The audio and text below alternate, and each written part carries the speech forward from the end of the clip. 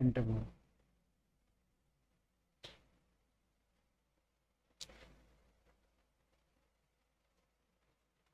Good morning everyone, very good morning.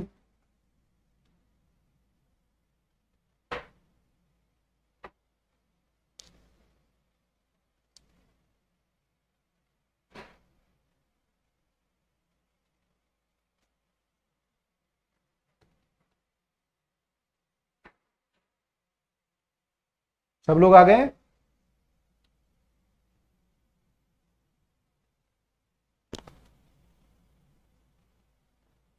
Good morning, good morning Anshika, Saniya, Harish, good morning Ritu, Shivani, good morning, very good morning Nidhi, Gunjan.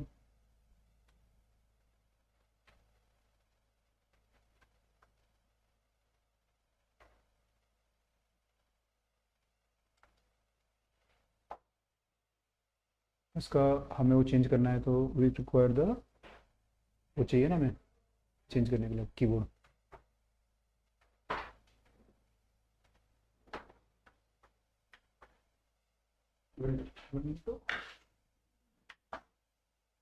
Window से फिर OBS, OBS से window capture, 2A, 2A B. Okay, ठीक है, यहीं पे मिल जाएगी, यहीं मिलेगी। Okay, now what, this one. Okay, अच्छा,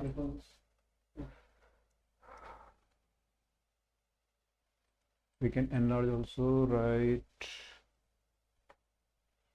good morning, good morning, good morning Gunjan, Harish, good morning,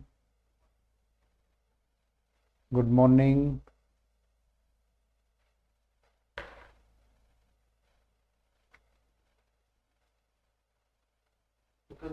good morning all, good morning. तो आज थोड़ा यहाँ पे पावर फेलियर हो गया था, अभी हमने क्लास स्टार्ट की है, थोड़ा लेट है आज, 15 मिनट और लेट हो गए हैं, तो फटाफट से क्लास स्टार्ट करते हैं। तो सब लोग आ गए हैं, तो हमने डीपीपी एक आपको दिया था, 2 डीपीपी दिए थे, और उसके बाद वो हमें डिस्कस करना है फटाफट जो डाउट हैं, and after that we can move to vector chapter. Okay, तो वेक्टर की स्लाइड तैयार है, आज वेक्टर पे फटाफट मूव करेंगे, ठीक है।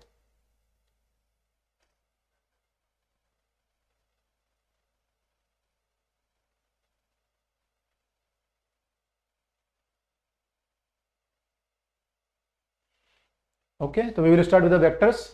तो फटाफट से हम डीपीपी डिस्कस कर रहे हैं। This is DPP number 2A, this is DPP number 2A mathematical tool का। तो इसमें अगर किसी को डाउट है, क्वेश्चन नंबर 1 से लेके 5 तक 20 क्वेश्चन थे इसमें, तो 1 से 5 अगर किसी का डाउट है तो बता दें, we can discuss over here 1 से 5 question, DPP number 2A।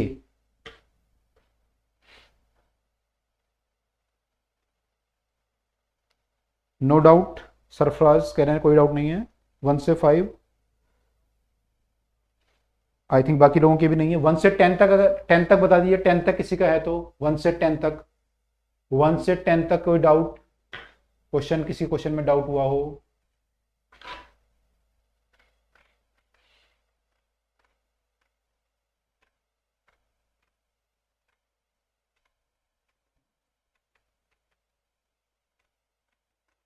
Thirteen, अच्छा ओके, 1 से 10 तक किसी का नहीं है। गुड, सब लोग करके आए हैं यानी, ओके, सब लोगों ने कर लिया। 6 नंबर क्वेश्चन, 6 नंबर क्वेश्चन, 6 तो बेटा क्लास में कर चुके हैं हम लोग, ये तो बहुत इजी है, 6 तो बहुत इजी है। 6 में देखो क्या करना है, कुछ नहीं करना, d y by d x पूछा है ना, वाई इक्वल टू, ये तो फटाफट कर लेते हैं 1 मिनट में। रूट एक्स दिया हुआ है तो एक्स की पावर ऊपर आके माइनस हाफ हो जाएगी, 1/√x था। D y by d x पूछा था, d y by d x पूछा था, तो d y by d x जो है एक्स का डिफ्रेंशिएशन 1 हो जाएगा, और प्लस ये पावर बाहर आ जाएगी, और एक्स का डिफ्रेंशिएशन -1 पावर मल्टीप्लाई हो जाएगी, माइनस आप पहले बाहर आ जाएगा और फिर पावर को -1 कर देंगे, तो ये 1 - 1/2 एक्स की पावर -3/2 बन जाएगा ये, है ना। तो ये आप लिख सकते हो 1 - 2 एक्स को नीचे ले आओ, ऐसा कुछ बन जाएगा, तो सी आंसर आ जाएगा। किसी और का डाउट कोई 1 से लेके 10 तक? आई थिंक ये क्लियर है। जिस बच्चे ने पूछा था रनी देवी, क्लियर है ये? सिंपल क्वेश्चन था, अगर आप एक बार लेक्चर देख लेंगे तो बहुत सिंपल है, काफ़ी क्वेश्चन कर चुके हैं हम ऑलरेडी, है ना, तो बहुत सिंपल है।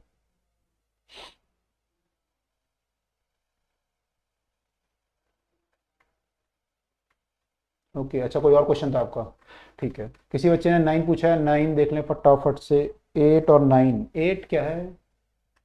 8 में अच्छा, यहाँ पे मल्टीप्लाई है बेटा, यहाँ पे ना मल्टीप्लाई कर रखा है, तो y इक्वल टू, फटाफट से देखो, एक्स स्क्वायर ई एक्स था। दो फंक्शन है, एक एक्स स्क्वायर है और एक ई एक्स है, दोनों की मल्टीप्लाई है। तो इस केस में क्या करते हैं, पहले एक का डिफरेंशिएशन कर देते हैं, किसी भी एक का कर लो पहले, और प्लस में, सॉरी मल्टीप्लाई में फिर दूसरा फंक्शन रखते हैं, और फिर अगली बार बीच में प्लस साइन लगाते हैं। एक बार पहले एक का डिफरेंशिएशन करते हैं, मान लो 2x कर लिया एक्स स्क्वायर का, ई एक्स को ऐसे रहने दिया, फिर अगली बार एक्स स्क्वायर को ऐसे रहने दिया, और जो ई एक्स है उसका डिफरेंशिएशन तो ई एक्स ही होता है, तो फिर ई एक्स आ जाएगा। तो ये will, this will become 2x E x plus x square E x. बहुत सिंपल है, बहुत सिंपल है। आई थिंक ये क्लियर है। 9 था, सॉरी 8 क्वेश्चन का डाउट था मीनू का, आई थिंक क्लियर होगा, ठीक है। 8 9 10, 8 क्लियर है, फिर 9 10 और 13 बहुत बच्चे पूछ रहे हैं। 8 क्लियर है सबका? 8 तो बहुत सिंपल था, कुछ नहीं करना, प्रोडक्ट रूल लगाना है, एक बार एक का डिफरेंशिएशन करना है एक फंक्शन का, प्लस और मल्टीप्लाई बाय दूसरा फंक्शन, प्लस में फिर दूसरे फंक्शन का मल्टीप्लाई बाय पहला फंक्शन। क्लियर है, ठीक है। 9 क्वेश्चन, 9 भी ऐसी ही है बेटा, 9 तो कर लोगे अब। इसमें log x है तो log x का डिफरेंशिएशन 1/x होता है, एक्स स्क्वायर log x है, इस बार ln x बोल सकते हो। डिफरेंशिएशन करोगे तो एक बार इसका करोगे 2x आएगा, फिर दोबारा से एक्स स्क्वायर का, ln x ऐसे ही रहने देंगे, प्लस में अब एक्स स्क्वायर को ऐसे रहने दो, और ln x का डिफरेंशिएशन 1/x कर लो, तो 2x ln x plus x। तो अगर कॉमन लेना चाहो तो x कॉमन आ जाएगा, उन्होंने कॉमन की फॉर्म में लिया ना, तो x कॉमन ले लेते हैं, 2 ln x प्लस 1। तो आंसर आपका, सॉरी प्लस 1 है ये, तो आंसर आपका बन गया ए। आई थिंक ये क्लियर हो गया। 9 था पूजा का डाउट था, पूजा कशाना, क्लियर है? सेम क्वेश्चन है ना, जो ऊपर किया वही है, बस यहाँ पे ln x का डिफरेंशिएशन पता होना चाहिए था आपको। वहां पे ई एक्स आ गया था एक्स स्क्वायर के साथ, यहाँ पे ई एक्स आ गया था, यहाँ पे जो है आपका ln x आ गया, ठीक है, क्लियर हो गया, ठीक है, राइट। 10th पूछा था किसी बच्चे ने, सब कर चुके हैं भैया, सब कर चुके हैं यार। देखो ये डिफरेंस, ये क्या है, ये डिवाइड में है, डिवाइड में क्या करते हैं, नीचे वाले का स्क्वायर, मैंने क्लास में भी पूछा था, नीचे वाले का स्क्वायर कर लेते हैं, ऊपर क्या करते हैं, ऊपर बीच में माइनस साइन लगाते हैं, पहले ऊपर वाले का डिफरेंशिएशन करते हैं, ऊपर साइन एक्स है, साइन एक्स का कॉस एक्स हो जाएगा, फिर नीचे वाले को ऐसे ही रहने देते हैं, पहले ऐसे रहने देते हैं नीचे वाले को, माइनस, अब क्या करते हैं नीचे वाले का डिफरेंशिएशन, तो नीचे वाला तो ई एक्स है, ई एक्स का डिफरेंशिएशन तो ई एक्स ही होता है, इसको डिफरेंशिएट करेंगे तो ई एक्स आएगा, साइन एक्स को ऐसे ही रहने देंगे तो साइन एक्स आ जाएगा।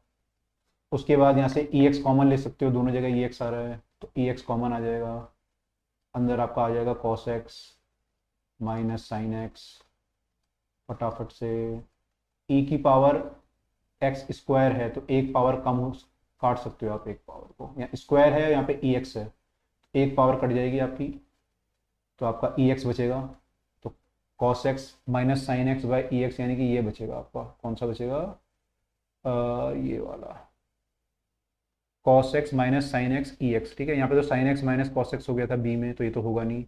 यहाँ पे कॉस एक्स, यहाँ 2x है नीचे, अपॉन में हमारा ई एक्स आ रहा है, तो यहाँ पे आंसर हमारा ए बनेगा फिर। तो ये क्लियर हो गया 10th क्वेश्चन। हर्षिता, कौशल,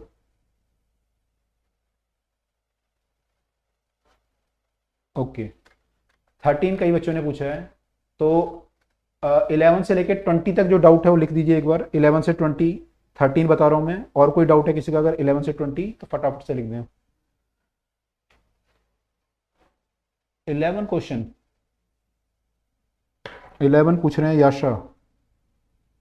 अच्छा सब मत पूछो यार, सब पूछोगे फिर देखो वही हो जाएगा, सारे क्वेश्चन पूछोगे तो कुछ ट्राई भी करो खुद भी।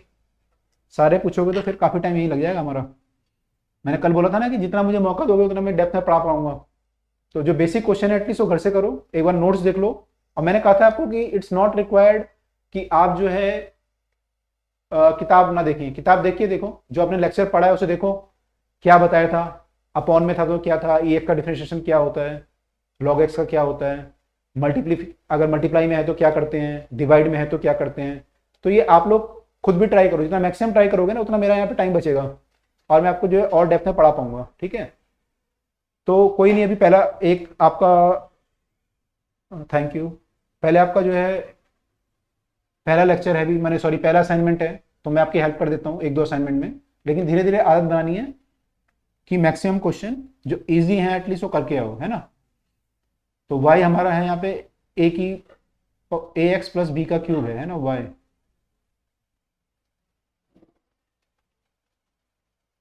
इसमें क्या होता है जब ऐसा कोई फंक्शन होता है, मैंने आपको पढ़ाया तो नहीं है ऐसा, लेकिन एक दो क्वेश्चन में यूज हो गया था, मैंने बता दिया था वहां पे आपको क्या करते हैं इस केस में।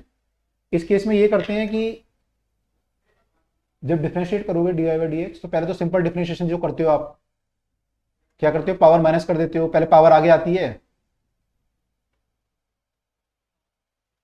पहले पावर आगे आती है आपकी और फिर पावर को कम कर देते हैं एक, तो पावर आगे आ जाएगी, आगे आ जाएगी पावर, और इसको कर देंगे 3 - 1।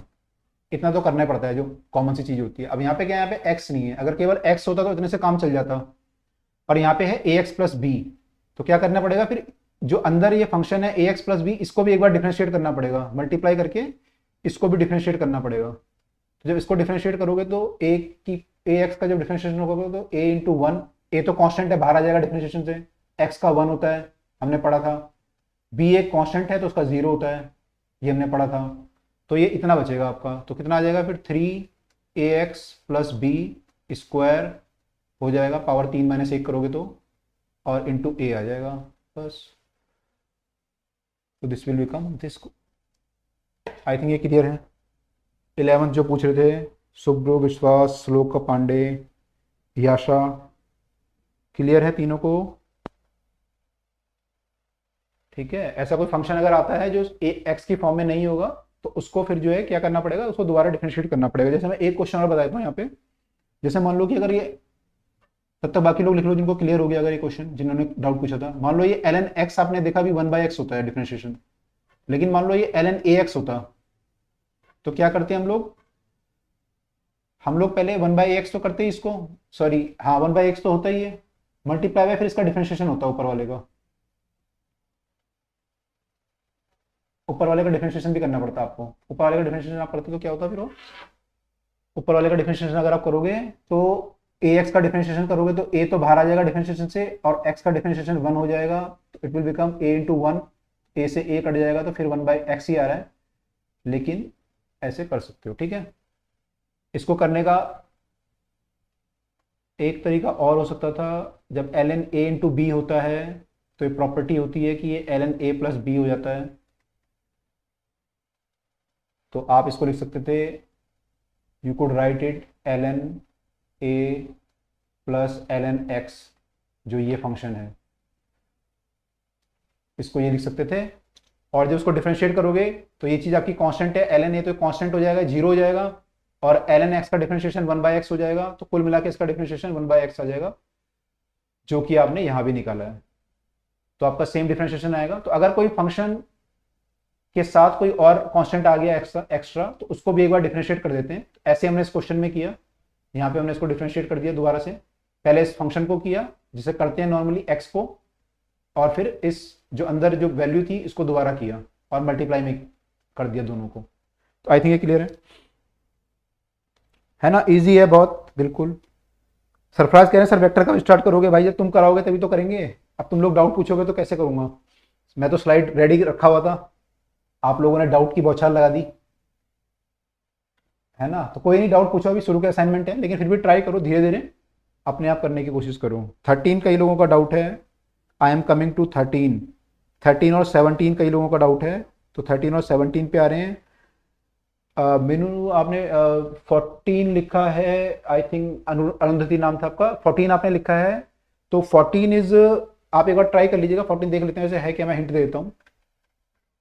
14 क्वेश्चन ये है ना, ये क्वेश्चन है। तो इस बार आपका 10 का डिफरेंशिएशन करना है आपको, तो क्या करेंगे, पहले 10 को डिफरेंशिएट कर देंगे। 10 का डिफरेंशिएशन आपको पता है क्या होता है ना, 10 को डिफरेंशिएट कर देंगे पहले, फिर क्या करेंगे, फिर ये फंक्शन इसके अंदर है, जो अंदर है उसको डिफरेंशिएट करेंगे, जैसे अभी हमने ऊपर वाले क्वेश्चन में किया। ठीक है, तो जैसे हमने ऊपर वाले क्वेश्चन में किया वैसे इसको डिफरेंशिएट कर दोगे, जो आंसर आएगा उसने कहा टी इक्वल टू 0 पे वैल्यू क्या होगी, तो उसमें टी इक्वल टू 0 पुट कर दोगे तो आपका आंसर आ जाएगा। ठीक है, तो आपका आंसर आ जाएगा, उसमें टी इक्वल टू 0 पे उसने वैल्यू पूछा है, तो टी को 0 पुट कर देंगे, पहले डिफरेंशिएशन करेंगे 10 का जैसे करते हैं हम सिंपली, और फिर जो अंदर फंक्शन होगा उसको डिफरेंशिएट करना पड़ेगा, क्योंकि ये 10x होता तो आपका काम चल जाता, लेकिन ये 10x नहीं है यहाँ पे। अगर 10x होता तो काम चल जाता, लेकिन ये 10x के साथ समथिंग कुछ और भी है यहाँ पे। तो पहले इसको डिफरेंशिएट करोगे, फिर इसको करोगे जो साथ में है, मीन्स 10x का डिफरेंशिएशन करोगे जो आएगा आपका, और फिर अंदर वाले फंक्शन का डिफरेंशिएशन। ठीक है, तो आपका आंसर आ जाएगा, इसमें कोई बड़ा वो नहीं है, आंसर आ जाएगा। 10 का डिफरेंशिएशन क्या होता है वैसे, एक बार 10 का डिफरेंशिएशन लिख दो सब लोग। 10 का डिफरेंशिएशन क्या होता है, ताकि मैं आगे बढ़ूं। हाँ, ये कह रहे हैं ना हिंट दे दीजिए, तो अगर आपको देखो केवल हिंट चाहिए तो हिंट पूछ लो, और जहां पे सॉल्व करना है तो सॉल्व कर लेंगे, तो टाइम बचेगा हमारा। Sec square x, right right right right right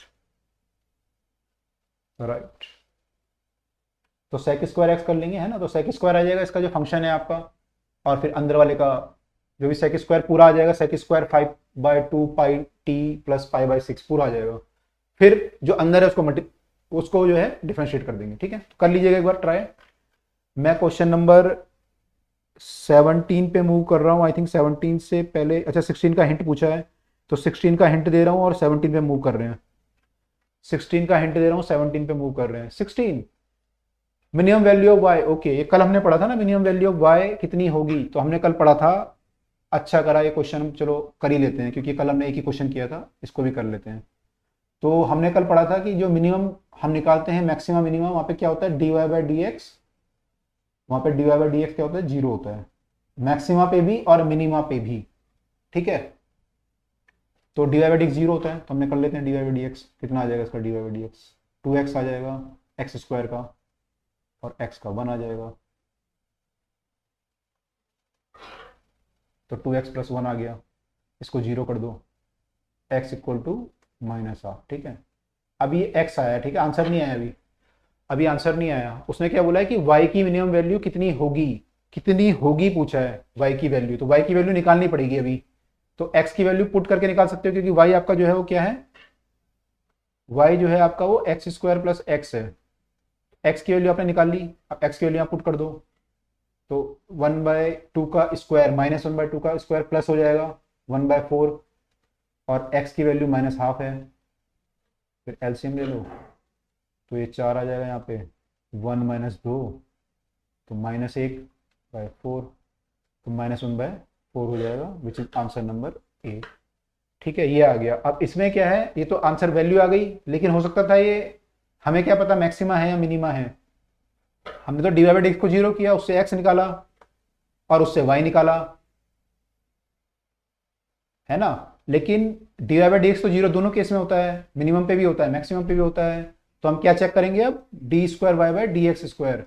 तो ये लिख दो अब सब लोग कि d square by d x square क्या आना चाहिए, अगर ये पूछ रहा है मिनिमम मिनिमम वैल्यू पूछ रहा है, तो क्या आना चाहिए, मोर देन 0 या less than 0?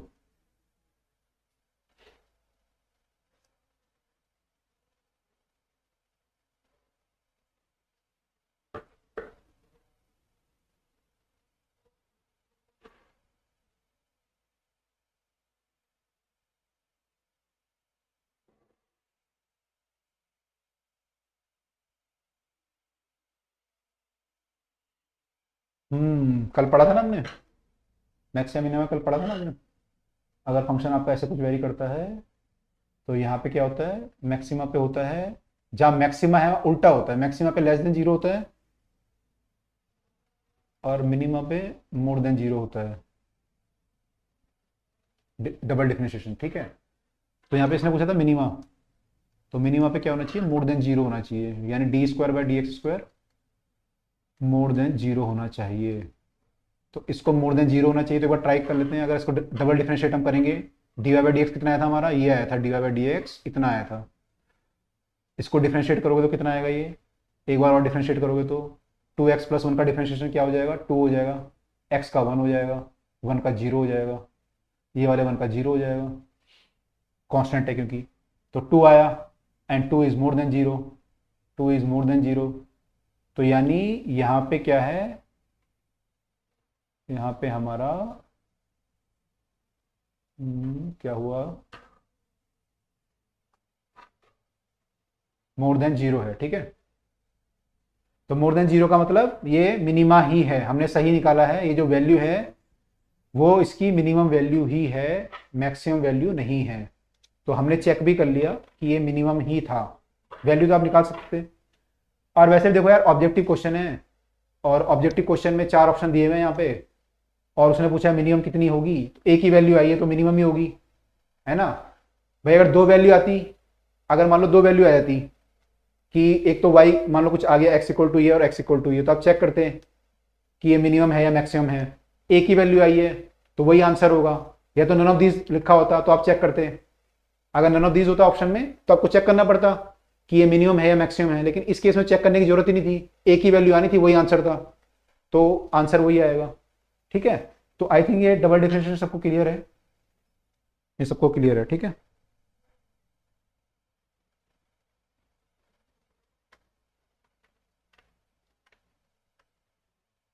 Question number 17, okay 17 पूछा है, minimum value of F out of the following option is, minimum value of F out of the following option is, कितनी होगी minimum value of F.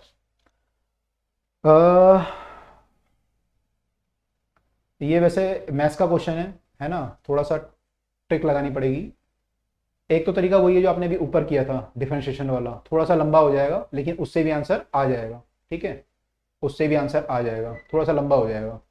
Shortcut trick क्या होती है इसकी, shortcut trick ये होती है कि मैथ्स वाले बच्चों को पता होगा। देखो हमने एक फंक्शन ये पढ़ा था हमने कि जो साइन a+b जब हम लिखते हैं तो कितना लिखते हैं, sine a cos b cos a sine b, ये सबको ध्यान है, आई थिंक ये लिखते थे।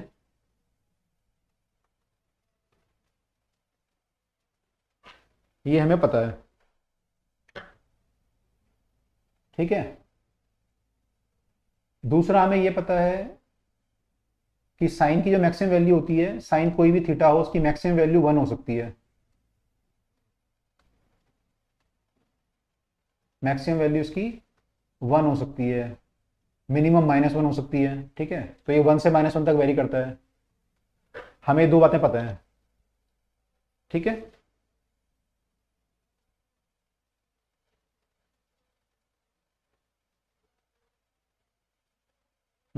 ओके, पता है, ठीक है, ठीक है। तो अब क्या करेंगे इसको, ये है 2/sin theta plus cos theta,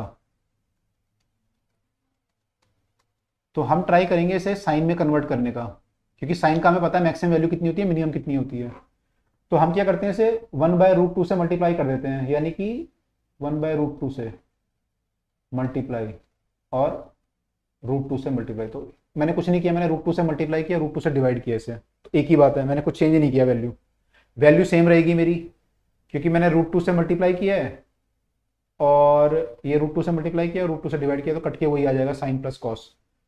अब देखो वन बाय रूट टू क्या होता है, वन बाय रूट टू आपका होता है साइन 45 भी वन बाय रूट टू होता है, कॉस 45 भी वन बाय रूट टू होता है। तो मुझे फॉर्मूला ये बनाना था, sign A cos B plus cos A sine B, तो मेरा साइन तो ऑलरेडी है यहाँ पे, अब मुझे एक कॉस बनाना है, यानी तो मैं लिख दूंगा कॉस 45, इसको लिख दूंगा कॉस 45, तो ये हो जाएगा कॉस 45 इंटू साइन थीटा। ऐसे यहाँ पे कॉस ऑलरेडी है, तो यहाँ पे कॉस ऑलरेडी था, अब मेरे को साइन बनाना था, तो यहाँ इसको मैं साइन 45 लिख दूंगा। तो ये क्या बन जाएगा कुल मिला के मेरा 2/√2,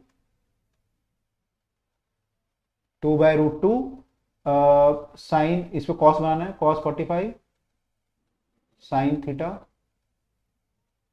ऑलरेडी है यहाँ पे, फिर इसको कर लेंगे साइन 45 कॉस थीटा।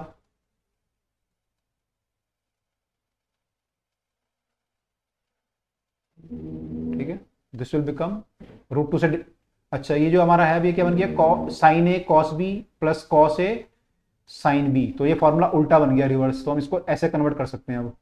तो ये कन्वर्ट होके बन जाएगा आपका 2/√2 साइन थीटा प्लस 45, या 45 प्लस थीटा कर लो,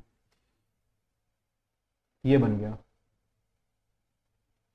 ठीक है, अब क्वेश्चन में क्या पूछा है, तो ये कुल मिला के जो ये फंक्शन था वो घूम के हमारा ये बन गया, रूट टू से चाहे तो डिवाइड भी कर लोगे तो यहाँ रूट टू आ जाएगा ऊपर, because this is root two, इन इसको मैं टू को लिख सकता हूँ, root two into root two, एक रूट टू कट जाएगा, तो पूरा फंक्शन जो मेरा बन गया वो ये बन गया root two divided by sine theta. ठीक है, अब पूछा गया क्वेश्चन में कि मिनिमम वैल्यू, इसकी मिनिमम वैल्यू बताओ, तो इसकी मिनिमम कब होगी, जब साइन थीटा मैक्सिमम होगा, क्योंकि साइन अपॉन में है, तो अपॉन में जब साइन मैक्सिमम होगा तो ये मिनिमम होगा, तो साइन मैक्सिमम कितना होता है हमारा 1 होता है, तो साइन मैक्सिमम 1 होता है, तो फंक्शन जो मिनिमम होगा वो तब होगा जब साइन 1 हो जाएगा, यानी कि ये 1 हो जाएगा, सॉरी ये रूट टू था यहाँ पे, तो ये √2/1 हो जाएगा, तो यानी कि मिनिमम वैल्यू जो आएगी वो √2 आएगी आपकी। ठीक है, which is answer number D. तो ये ऐसे करना था, थोड़ा सा ट्रिक थी, मैथ्स का क्वेश्चन था, आपको इतना नहीं पूछेगा, डाल दिया असाइनमेंट में, बट इतना टफ जरूरत नहीं है, फिर भी सीख लो ट्रिक, अगर कभी जरूरत पड़ जाए बाई चांस, तो ये ध्यान रखो कि हमें इस फॉर्मूले से रिवर्स यूज करना है इसे। ठीक है, यहाँ से रिवर्स यूज करना है ये। तो आई थिंक मैथ्स वाले स्टूडेंट ने तो कर लिया होगा बहुत जल्दी, जिनकी मैथ्स नहीं होगी उनको थोड़ा प्रॉब्लम हुई होगी। तो I think this is clear to all, 17 जिन लोगों ने पूछा था वो क्लियर हो गया सबका।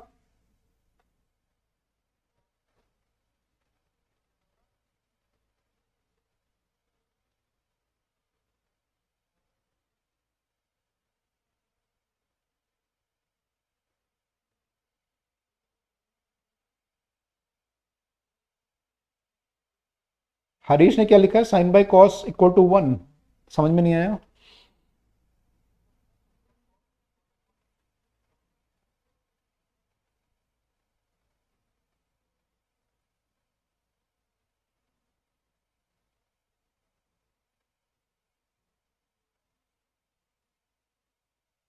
कुछ और सॉल्व करो लग रहा है मुझे। एनी अदर क्वेश्चन, अच्छा आप स्क्वायर करके सॉल्व करना चाह रहे हो।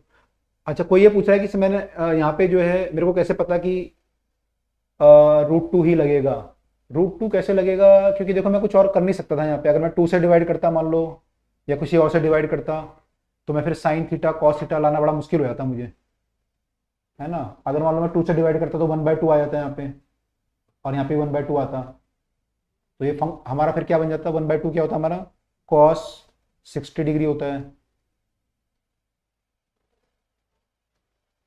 तो ये बन जाता है कॉस 60 साइन थीटा प्लस, अब 1/2 है, 1/2 साइन में किसकी वैल्यू होती है, 30 की वैल्यू होती है, तो ये ऐसा कुछ बन जाता। तो ये यहाँ तो सही है sign A cos B plus cos A, लेकिन यहाँ साइन बी नहीं है, यहाँ पे 30 आ गया 60 की जगह पे, अगर ये 60 आता तो मेरा काम चलता, है ना। तो यहाँ पॉसिबल नहीं था बाकी किसी से करना, तो ये ट्रिक है बेटा, ये याद करनी पड़ेगी, जब आप क्वेश्चन प्रैक्टिस करते हैं तभी पता चलती है। मैथ्स वाले बच्चों ने प्रैक्टिस किया होगा तो उनको पता होगा कैसे करते हैं, ये ट्रिक है, इसको आपको याद ही करना पड़ेगा, जब ऐसा केस आ जाएगा तो √2 से ही काम चलेगा आपका। ठीक है, तो ज़्यादा इस पर मत जाओ डिप में, अगर नहीं भी आया तो कोई प्रॉब्लम नहीं है, it's not a big problem. तो I think it's okay assignment is done, आगे बढ़ें।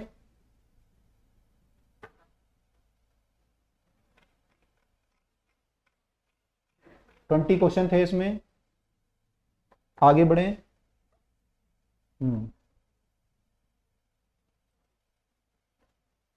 अच्छा, एक असाइनमेंट ये था छोटा सा 11 क्वेश्चंस का, इसमें किसी को डाउट 11 क्वेश्चंस में? 2B इंटीग्रेशन, इंटीग्रेशन में किसी को डाउट? 2B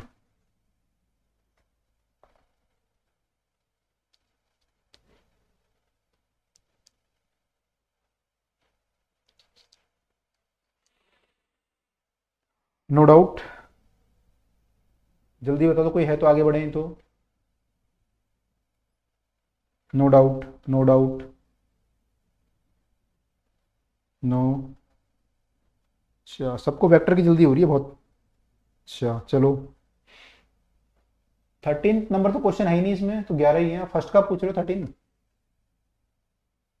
फर्स्ट का 13, इसमें तो 11 है दूसरे में। तो फर्स्ट का 13 क्वेश्चन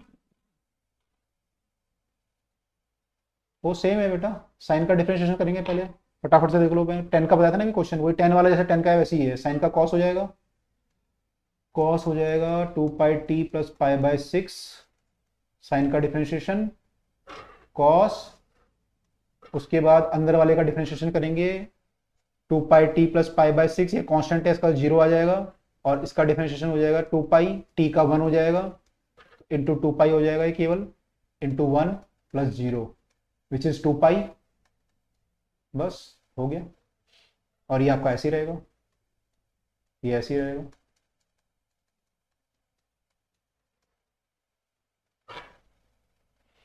ठीक है, तो ये a आ जाएगा। ऐसे ही जैसे 10 वाला हमने करा था ना, 10 वाला में सेक स्क्वायर करना था, यहाँ पे केवल साइन का कॉस हो जाएगा, सेम है। ठीक है, 2B में किसी का डाउट नहीं है? नो डाउट, ठीक है।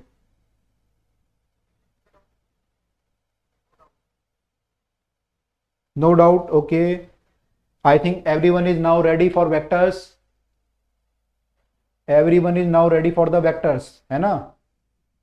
फिजिक्स का पहला टॉपिक ही मान लो, अभी तो वेक्टर है ना, पहला ही है। अभी तो मैथमेटिकल टूल पढ़ रहे थे, हालांकि ये भी टूल ही है, ये भी एक टूल है,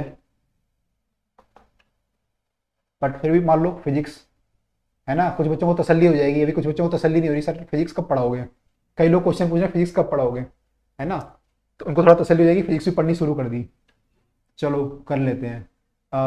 ओके, मुझे जो है वेक्टर स्टार्ट करना है, तो कोई डाउट नहीं है, सब रेडी हैं? रेडी हैं, ओके। सरफराज, गुंजन, हिमांशु, फरीन, ऋतु, श्लोक, निहारिका, सानिया, सब रेडी हैं? ओके गुड, तो मैं भी रेडी हूँ। And we have to go to the vectors. तो वेक्टर कहाँ है इसमें?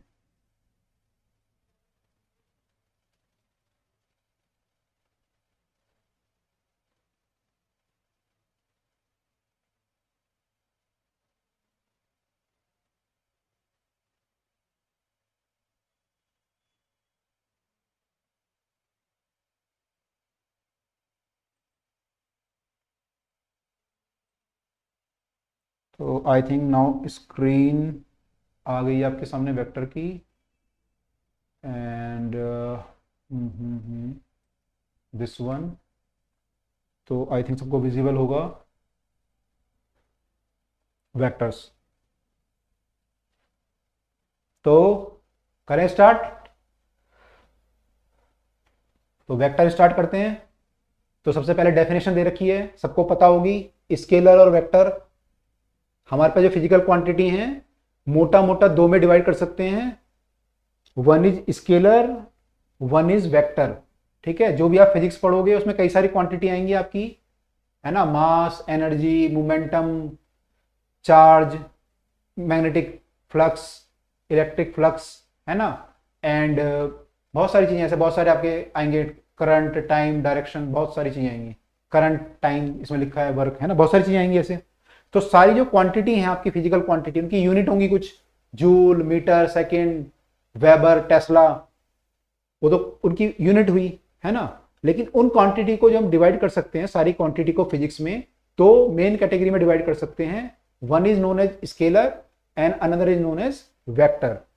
ठीक है, तो स्केलर क्वांटिटी वो क्वांटिटी होती हैं जिनमें केवल मैग्नीट्यूड होता है, डायरेक्शन नहीं होती, जिनमें केवल मैग्नीट्यूड होता है, डायरेक्शन नहीं होती। ठीक है, जैसे कि मान लो कि मेरा मास, मैंने बोला मेरा मास इज 60 kg, 60 किलो, तो इसकी कोई डायरेक्शन है कि मेरा मास किस डायरेक्शन में, इस डायरेक्शन में कि इस डायरेक्शन में या इस डायरेक्शन में? ऐसा तो कुछ नहीं है। मास इज मास, मास की वैल्यू है कोई, है ना। या आपके पास, मैंने बोला कि आपके पास जो है 5 किलो चावल हैं, तो 5 किलो चावल का कोई डायरेक्शन नहीं है ना। ये मान लो मैंने बोला इस टेबल की लेंथ, इस टेबल की जो लेंथ है सपोज 2 फीट है, तो 2 फीट की कोई डायरेक्शन नहीं है कि इधर से इधर है या इधर से इधर है या किधर को है। तो दिस ऑल क्वांटिटी जिनमें केवल मैग्नीट्यूड होता है उनको हम बोलते हैं स्केलर, उनको बोलते हैं स्केलर फिजिकल क्वांटिटीज। ठीक है, और जिनमें मैग्नीट्यूड के साथ साथ डायरेक्शन भी होती है, मैग्नीट्यूड के साथ साथ डायरेक्शन भी होती है, उनको बोलते हैं वेक्टर क्वांटिटीज। तो मैंने यहां पे वेक्टर क्वांटिटी का एग्जाम्पल नहीं लिखा है, तो बच्चे एग्जाम्पल बता सकते हो मुझे वेक्टर क्वांटिटी का एग्जाम्पल क्या होता है? स्केलर का तो लिखा हुआ है यहां पे मास, लेंथ, टाइम, वर्क, ये सब है। वेक्टर का एग्जाम्पल लिख दो एक बार सब लोग, वेक्टर का एग्जाम्पल क्या होता है?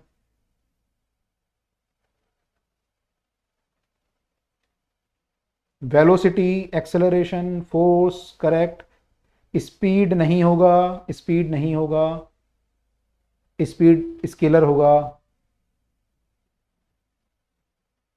Acceleration, acceleration, acceleration, velocity, displacement, momentum. अच्छा, एक और गलती अभी, चलो अभी करते हैं। एक्सेलरेशन सही है, torque okay, force, displacement okay, force, torque. तो बच्चे सही लिख रहे हैं, ज्यादातर बच्चे सही लिख रहे हैं, फोर्स, मोमेंटम, डिस्प्लेसमेंट वगैरह वगैरह, ऐसे कई सारी हमारी वेक्टर क्वांटिटीज हैं, राइट, कई सारी वेक्टर क्वांटिटी। अच्छा, एक बच्चे ने लिखा है करंट, बेटा लेकिन करंट तो मैंने स्केलर में लिख दिया, तो जस्ट अ सेकेंड,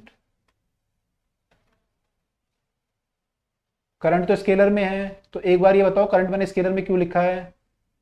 करंट मैंने स्केलर में क्यों लिखा है? करंट तो यहाँ पे लिखा हुआ है, ये करंट वेक्टर में क्यों नहीं लिखा? करंट तो ऐसे जाता है ना वायर में, तो डायरेक्शन तो होती है इसमें, 2 एम्पियर का करंट। तो मैंने क्या क्यों लिखा है यहाँ पे, उससे आपको ये पता चलेगा कि वेक्टर की जो डेफिनेशन आपने अभी पढ़ी है उसमें एक चीज और ऐड करनी है, इनफैक्ट 2 चीजें और ऐड करनी है। तो बताओ जल्दी, करंट को क्यों लिखा है? करंट स्केलर क्यों है? हाँ,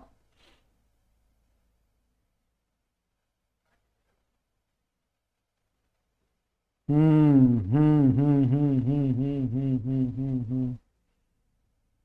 हम्म हम्म हम्म हम्म नहीं, एसी डीसी का चक्कर नहीं है इसमें। इसमें जो बाकी लोग लिख रहे हैं वो सही लिख रहे हैं कि इसमें नो डायरेक्शन ऑफ इलेक्ट्रॉन। अच्छा, नहीं डायरेक्शन तो होगी ना बेटा, करंट की तो डायरेक्शन होगी, इलेक्ट्रॉन तो रैंडम मूव करते हैं, लेकिन करंट तो हम मानते हैं डायरेक्शन में, ऐसा नहीं है, करंट की डायरेक्शन तो होती है।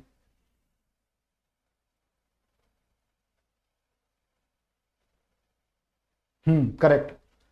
एक और चीज होती है कि vector law of addition follow करना चाहिए, है ना। Vector are the physical quantity, देखो क्या लिखा है, which has magnitude, direction and follow vector law of addition, ये भी होना चाहिए। वेक्टर लॉ ऑफ एडिशन का मतलब, वेक्टर लॉ ऑफ एडिशन आप अभी पढ़ोगे, पैरेललोग्राम लॉ, ट्राइंगल लॉ। तो मान लो एक वेक्टर को इधर को है और एक वेक्टर मान लो ऐसे है, तो नेट रिजल्टेंट उसका ऐसे कुछ आएगा, ठीक है। या मान लो एक फोर्स है इधर को 5 न्यूटन का, एक और फोर्स आपने लगाया 10 न्यूटन का, तो टोटल आ जाएगा 15। लेकिन आपने मान लो ये 5 लगाया ऐसे और 10 लगाया ऐसे, तो रिजल्टेंट आ जाएगा 5। और अगर आपने मान लो लगा दिया ये ऐसे 5 और 10 किसी एंगल पे, तो इसके लिए फिर हमें जो आंसर आएगा वो 15 नहीं आएगा, कुछ और आ जाएगा, वो हमें एंगल पे डिपेंड करेगा। और अभी पढ़ेंगे उसे कैसे निकालना है, अभी पढ़ेंगे उसे कैसे निकालना है, तो उसकी कुछ वैल्यू आ जाएगी, ठीक है। तो यानी कि एंगल के साथ साथ आपका वेरी किया, जब इन दोनों में एंगल 0 था तो वैल्यू 15 आई, यहाँ एंगल 180 हो गया, अपोजिट हो गए दोनों, 180 एंगल हो गया तो वैल्यू 5 आई, और जब कुछ और एंगल हुआ तो कुछ और वैल्यू आएगी, है ना, अलग अलग वैल्यू आएंगे इसमें। अब करंट के केस में क्या होता है, मान लो करंट 2 एम्पियर आ रहा है और मैंने एक और वायर यहाँ पे लगा दी और ये वायर आगे ऐसे चली गई, यहाँ पे मान लो करंट 3 एम्पियर आ रहा है, तो यहाँ पे करंट कितना आएगा, इस वाली वायर में लिख दो एक बार करंट कितना होगा, ये करंट कितना होगा यहाँ पे, बेसिक क्वेश्चन, 5 एम्पियर।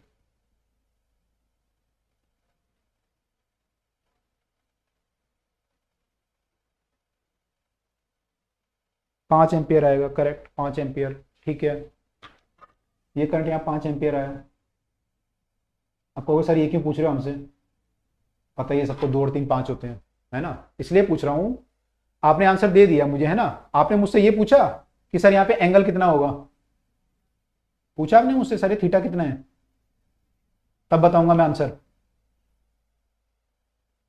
नहीं पूछा ना आपने, क्यों नहीं पूछा, अगर ये फोर्स होता तो तब आप पूछते नहीं पूछते, अगर मैं आपको बोलता है फोर्स यहाँ पे 2 लग रहा है यहाँ पे और यहाँ पे 3 लग रहा है, बताओ रिजल्टेंट कितना आएगा, तो आप यहाँ पूछते ना सर ये एंगल कितना है, एंगल बताओ, पूछते कि नहीं पूछते, फोर्स के केस में,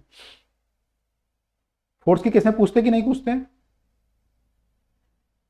air is a physical air physical quantity थोड़ी है बेटा, कौन पूछ रहा है ये, एयर इज अ स्केलर और वेक्टर, फिजिकल क्वांटिटी की बात चल रही है, जो फिजिकल क्वांटिटी है ना, जो आप मेजर कर सकते हो, एयर का वेट मेजर कर सकते हो ना, एयर थोड़ी मेजर कर, एयर क्या है, एयर तो एक चीज है, वस्तु है ना, मान लो ये दीवार है, समथिंग है, तो दीवार तो उसका कोई स्केलर वेक्टर थोड़ी होगी, दीवार का वेट हो सकता है स्केलर वेक्टर, या दीवार का एरिया जो हो सकता है वो स्केलर वेक्टर हो सकता है, जिसे आप मेजर कर सकते हो, ठीक है। हाँ तो ठीक है बिल्कुल, तो आप पूछते हैं यहाँ पे, अगर फोर्स होता तो आप पूछते कि सर एंगल कितना है, उस पर आपका आंसर डिपेंड करता, अगर ये 2 न्यूटन और 3 न्यूटन होता तो आंसर डिपेंड करता है, 5 भी आ सकता था, कुछ और भी आ सकता था, है ना, ये डिपेंड करता।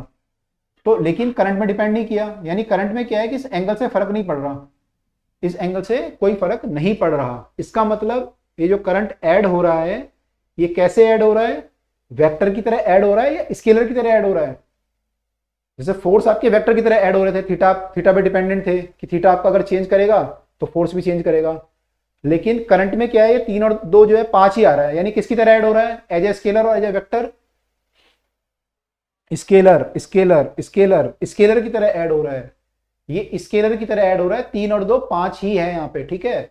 अगर फोर्स होता, अगर ये फोर्स होता या वेक्टर होता तो 3 और 2 कुछ भी हो सकता था, वो 3 और 2 जो है 5 भी हो सकता था और 1 भी हो सकता था और 2 भी हो सकता था, लेकिन करंट के केस में हमेशा ये 3 और 2 5 ही आएगा यहाँ पे, तो it does not depend on the direction, sorry it does not follow the vector law of addition, इसलिए हमने करंट को यहां पुट किया है। तो current is also an scalar quantity, current is also an scalar quantity, ठीक है। तो इतना क्लियर है सबको। अच्छा एक और चीज लिखी है यहाँ पे, ध्यान देना, फिक्स, ये भी जरूरी है, फिक्स। डेफिनेशन में मैंने कहा था 2 चीजें कम है आपकी, हमने कहा था मैग्नीट्यूड और डायरेक्शन, 2 चीजें कम क्या थी, एक तो वेक्टर लॉ ऑफ एडिशन और फॉलो करना चाहिए और एक फिक्स डायरेक्शन होनी चाहिए, क्योंकि क्या होता है जैसे प्रेशर है आपका, प्रेशर की डायरेक्शन फिक्स नहीं होती, जैसे मान लो ये वेसल है, यहाँ पे पानी भरा हुआ है और आपने पूछा सर यहाँ पे प्रेशर कितना है, डायरेक्शन क्या है प्रेशर की, तो उसकी कोई फिक्स डायरेक्शन नहीं है। मान लो आपकी प्लेट ऐसे होती कोई, तो उस पर प्रेशर ऐसे काम करता, ठीक है, और मान लो यही plate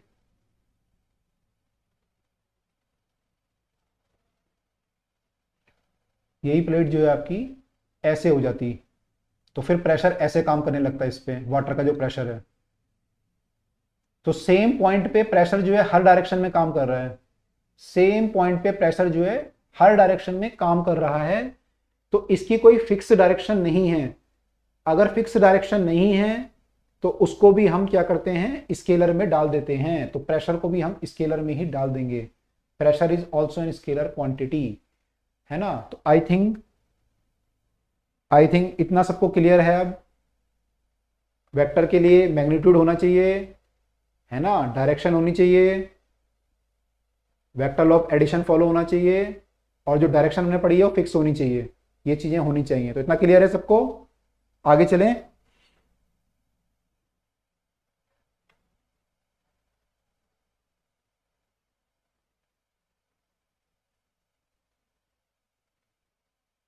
clear, okay, good good good, ठीक है, गुड, ठीक है। अब जो है कुछ यहाँ पे डेफिनेशंस पहले देख लेते हैं फटाफट से, जो बेसिक डेफिनेशन हमारी हैं कुछ यहाँ पे लिखा हुआ है। पैरेलल वेक्टर बहुत सिंपल है।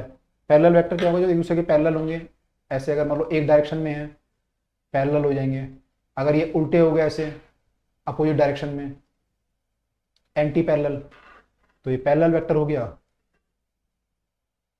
एंगल इनके बीच में 0 हो जाएगा, तो ये पैरेलल वेक्टर है। ये एंटी पैरेलल में 180 हो जाएगा। अभी हमने फोर्स में देखा था वहाँ पे ऐसा, है ना, तो यहाँ 180 हो जाएगा, है ना। तो पैरेलल एंटी पैरेलल तो बहुत सिंपल है, इसमें तो कोई डाउट ही नहीं है। तीसरी डेफिनेशन आती है, पैरेलल वेक्टर माने दोनों आपस में सेम डायरेक्शन में होंगे, पैरेलल होंगे। एंटी पैरेलल माने अपोजिट डायरेक्शन में होंगे। तीसरी डेफिनेशन आती है मॉडुलस। मॉडुलस माने उसका मैग्नीट्यूड कितना है ना, वेक्टर का मैग्नीट्यूड कितना है, कि वो फोर्स मान लो 5 न्यूटन का फोर्स है या 3 न्यूटन का फोर्स है या 20 न्यूटन का फोर्स है, उसका मैग्नीट्यूड कितना है, उसका मैग्नीट्यूड कितना है वो कहलाएगा उसका मॉडुलस। ठीक है, तो मॉडुलस ऑफ द वेक्टर जो होता है उसका मैग्नीट्यूड बताता है। मॉडुलस को हम जो रिप्रेजेंट करते हैं, मान लो एक वेक्टर है, वेक्टर को ऐसे रिप्रेजेंट करते हैं हम, ए के ऊपर एरो लगाते हैं, ऐसे रिप्रेजेंट करते हैं ए के ऊपर एरो, और उसका जो मॉडुलस होता है उसको हम लिखते हैं ऐसे, दोनों तरफ बार लगा देते हैं, इसको बोलते हैं मॉडुलस। तो इसकी वैल्यू जो आएगी ऐसे आएगी 5, 3, 2, 7, 8, ये इसका मैग्नीट्यूड बताएगा। ऐसे लिख सकते हैं हम, या फिर डायरेक्ट हम केवल ए भी लिख सकते हैं। तो अगर केवल ए लिखेंगे, this is a scalar quantity, sorry this is a magnitude of the vector, तो ये एक वैल्यू आएगी आपकी। This is known as the modulus of the vector. ठीक है, सिंपल है ये भी। इक्वल वेक्टर, इक्वल वेक्टर कौन होंगे, इक्वल वेक्टर क्या होगा, दो वेक्टर, इक्वल मतलब क्या होता है, बराबर, दोनों का क्या होना चाहिए, मैग्नीट्यूड बराबर होना चाहिए और डायरेक्शन सेम होनी चाहिए, है ना। क्योंकि ये वेक्टर हैं तो वेक्टर बराबर तब होंगे जब उनकी डायरेक्शन भी सेम हो। ठीक है, जैसे मान लो मास होता, तो मास इज स्केलर क्वांटिटी, तो एक बॉडी का मास 50 किलो है, इसका भी 50 है, दोनों इक्वल हो गए, है ना। लेकिन वेक्टर में क्या है कि डायरेक्शन भी है ना, डायरेक्शन भी है। मान लो एक 5 न्यूटन का फोर्स इधर को है और एक 5 न्यूटन का फोर्स इधर को है या इधर को है, तो है तो दोनों 5, है तो दोनों 5, लेकिन दोनों बराबर नहीं है। अभी बराबर कब होंगे, जब डायरेक्शन भी सेम हो जाएगी, तो दोनों की डायरेक्शन सेम हो जाएगी, तो this is the equal vector, दोनों वेक्टर इक्वल हो जाएंगे। तो वेक्टर इक्वल होने के लिए मैग्नीट्यूड भी सेम होना चाहिए, डायरेक्शन भी सेम होनी चाहिए। ठीक है, तो आगे ये क्लियर होगी मेरे को डेफिनेशन। थर्ड हमने कर ली, फोर्थ कर ली, इक्वल वेक्टर। ठीक है, अब मान लो अगर मैग्नीट्यूड सेम है बट डायरेक्शन अपोजिट है, मैग्नीट्यूड सेम है बट डायरेक्शन अपोजिट है, मैग्नीट्यूड सेम है बट डायरेक्शन अपोजिट है, तो क्या होगा वो, that vector will be negative vector. Magnitude same, direction opposite, negative vector. पढ़ लेना, बेसिक डेफिनेशन है, बेसिक डेफिनेशन है। अच्छा, अब आते हैं यूनिट वेक्टर पे। तो यूनिट तो आपको पता है, यूनिट मतलब क्या होता है, यूनिट मतलब होता है 1, है ना, यूनिट मतलब 1 होता है। तो ऐसा वेक्टर जिसका मैग्नीट्यूड 1 हो, है ना, 1 न्यूटन हो या 1 मीटर पर सेकेंड हो या कुछ भी 1 हो, मैग्नीट्यूड 1 हो, उसको हम बोलते हैं यूनिट वेक्टर। इसकी जरूरत पड़ेगी आपको आगे, यूनिट वेक्टर। इसको रिप्रेजेंट कैसे करते हैं, इसको रिप्रेजेंट करते हैं ए कैप से, यूनिट वेक्टर को लिखते हैं ए कैप। ठीक है, अगर वेक्टर ए है आपका तो उसका यूनिट वेक्टर जो होगा उसे ए कैप से लिखेंगे ऐसे। ठीक है, अच्छा, अब ए कैप यूनिट वेक्टर है, ध्यान रखिएगा, यूनिट वेक्टर है, ये केवल यूनिट नहीं है, तो ये भी एक वेक्टर क्वांटिटी है। ठीक है, ये भी एक वेक्टर होगा, तो उसको जब ऐड करोगे या माइनस करोगे तो एज अ वेक्टर ऐड या माइनस करोगे। सर इक्वल वेक्टर के बीच में एंगल कितना होगा, बताओ भाई, बाकी लोग कितना एंगल होगा।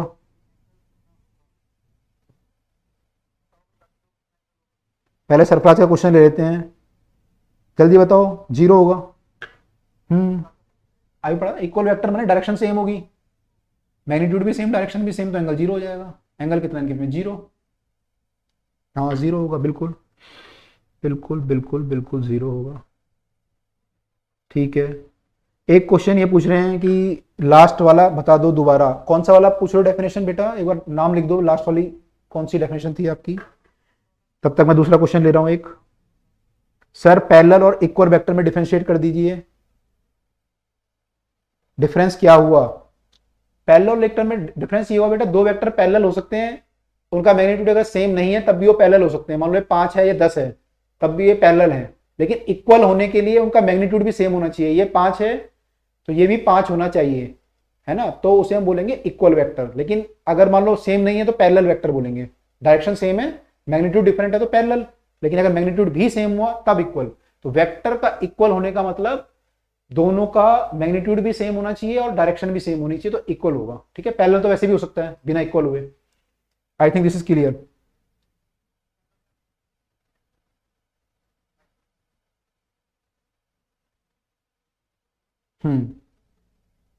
यस, कई लोगों ने आंसर भी लिख दिया था, कई लोगों ने आंसर भी लिख दिया था। ठीक है, हाँ ओके। तो हम लोग जो है अभी यूनिट वेक्टर पढ़ रहे हैं, हम लोग जो है अभी यूनिट वेक्टर पढ़ रहे हैं।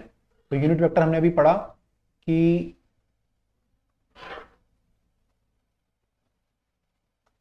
हमने यूनिट वेक्टर पढ़ा कि इसको एक एफ से रिप्रेजेंट करते हैं। और देखो, किसी वेक्टर को अगर यूनिट वेक्टर बनाना है तो क्या करना पड़ेगा उसे। मान लो वेक्टर है, इसका मैग्नीट्यूड होगा कुछ 5, 7, 8, 10, आपको यूनिट बनाना है तो क्या करोगे, उससे डिवाइड कर दोगे।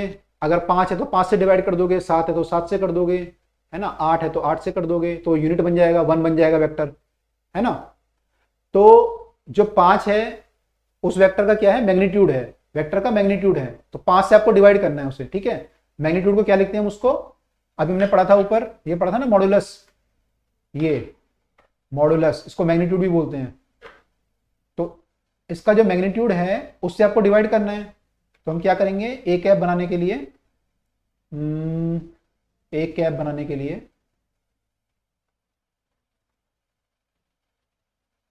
ए वेक्टर को उसके मॉड्यूलस से कर देंगे डिवाइड, तो ये यूनिट वेक्टर बन जाएगा। ये क्वेश्चन भी आएंगे, ये क्वेश्चन भी आएगा आपके पास अभी आगे असाइनमेंट। अब आपका एक और पेंडिंग हो गया वेक्टर का, वेक्टर का असाइनमेंट पेंडिंग हो गया एक और, तो आपको वो करना है। अब स्टार्ट कर दो उसे, ज़्यादा क्वेश्चन नहीं है उसमें, हम यहाँ काफ़ी क्वेश्चन कवर कर लेंगे क्लास में, लेकिन आप लोग स्टार्ट कर दीजिएगा। ठीक है, तो यह अब जब आपने उसके वेक्टर को उसके मॉड्यूलस से डिवाइड कर दिया 5 या 7 से, तो यूनिट बन गया, यूनिट वेक्टर। ठीक है, यूनिट वेक्टर बनाना है, वन नहीं बनाना, ये वेक्टर बनाना है, तो this is known as unit vector. ठीक है, नेक्स्ट बोल रहा है को इनिशियल। को इनिशियल देखो बेटा, इनिशियल क्या होता है, इनिशियल पॉइंट यहां से स्टार्ट होता है। तो अगर दो वेक्टर का को मतलब क्या होता है, साथ में, अगर मान लो दो वेक्टर एक पॉइंट से स्टार्ट होते हैं तो इनको बोलते हैं को इनिशियल। ये ए वेक्टर और ये बी वेक्टर दोनों ही मान लो पॉइंट पी से स्टार्ट हुए, तो इनको बोलते हैं को इनिशियल। ठीक है, तो ये को इनिशियल हो गया, सिंपल है, समझने वाली बात नहीं। को लीनियर, को लीनियर मतलब क्या है, लीनियर मतलब लाइन, कल पढ़ा था हमने, लीनियर मतलब लाइन होती है। तो अगर एक ही लाइन पे दोनों हैं, एक ही लाइन पे दोनों हैं तो को लीनियर, लाइन पे होने चाहिए बस, है ना, मैग्नीट्यूड चाहे बराबर हो चाहे डिफरेंट हो, है ना, उनको बोलते हैं को लीनियर।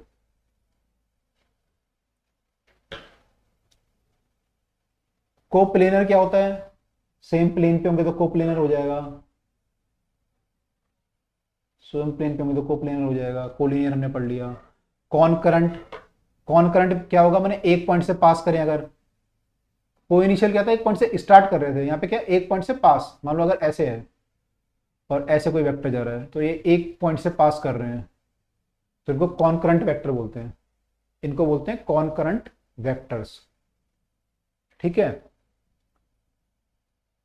इतना सबको क्लियर है कॉनकरंट तक, 10 डेफिनेशन हमने पढ़ी है। अगर क्लियर है तो एक बार लिख दो, पैरेलल वेक्टर पढ़ा हमने पहले, फिर एंटी पैरेलल, पैरेलल, फिर हमने पढ़ा एंटी पैरेलल जो अपोजिट डायरेक्शन में होते हैं, मॉडुलस पढ़ा, फिर कैसे क्या होता है, इक्वल वेक्टर कब होते हैं वो पढ़ा, नेगेटिव वेक्टर पढ़ा, अपोजिट वेक्टर, यूनिट वेक्टर पढ़ा, को इनिशियल पढ़ा, फिर को लीनियर और फिर को प्लेनर एंड फिर कॉन्करेंट। अगर 10 तक सबको क्लियर है तो एक बार लिख दीजिए। को प्लेनर मतलब सेम प्लेन पे, एक ही प्लेन पे होना चाहिए, है ना, अलग अलग प्लेन पे ना हो, दोनों वेक्टर एक ही प्लेन पे हो, एक प्लेन पे ही एक वेक्टर मान लो इधर को है और दूसरा वेक्टर इधर को है तो सेम प्लेन पे है, ऐसा ना हो कि प्लेन डिफरेंट हो जाए कुछ, ठीक है, तो उसको बोलते हैं को प्लेनर वेक्टर, है ना, ठीक है।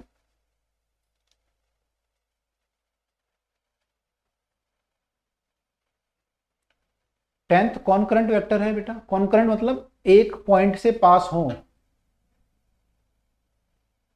एक पॉइंट मान लो पी पॉइंट है तो ये ए वेक्टर भी पी से पास हो रहा है और बी वेक्टर भी पी से पास हो रहा है, तो इनको बोलते हैं कॉन्करेंट, ठीक है, ठीक है। अगर मान लो ये ए वेक्टर ऐसे हो रहा होता, बी वेक्टर ऐसे कहीं जा रहा होता, आपस में कहीं काट ही नहीं रहे होते एक दूसरे को, तो ये कॉन्करेंट नहीं होते, तो ये कॉन्करेंट नहीं होते, तो उनको कॉन्करेंट नहीं बोलेंगे। अगर एक पॉइंट पे पास करेंगे तो कॉन्करेंट बोलेंगे।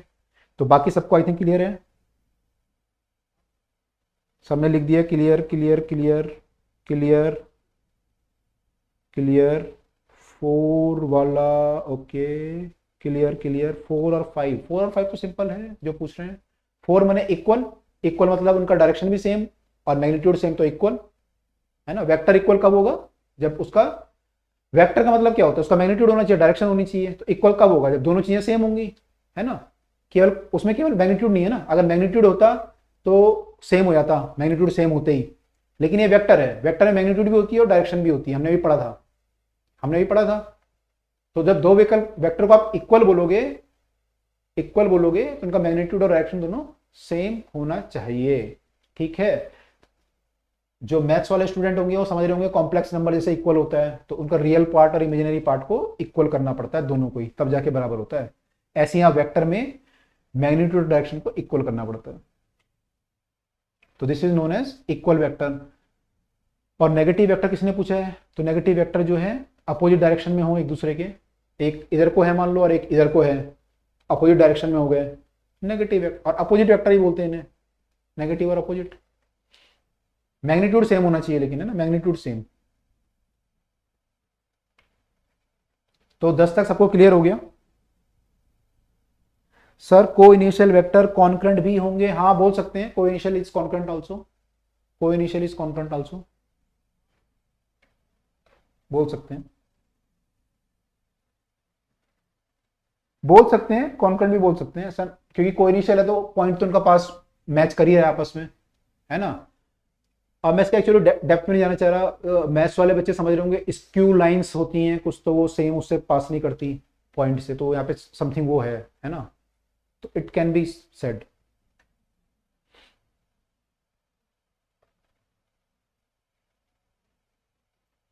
ठीक है, तो मैं 11वीं और 12वीं डेफिनेशन पे आ रहा हूं।